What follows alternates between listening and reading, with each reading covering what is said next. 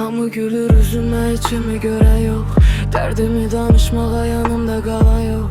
Geceler fikirlerle tek kalıram yine.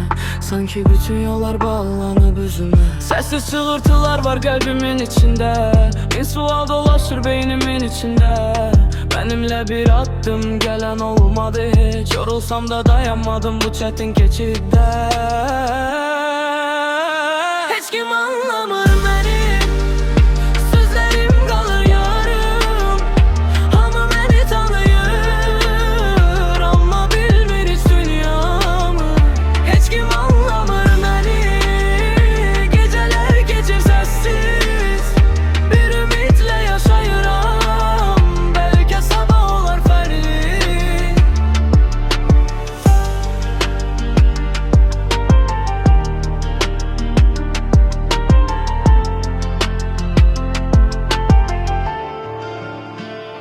Hamı gülür üzüme, içimi gören yok.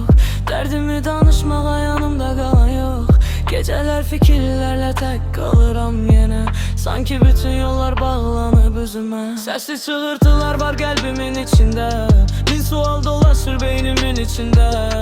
Benimle bir adım gelen olmadı hiç. Yorulsam da dayanmadım bu çetin geçidde. Hiç kim almır beni.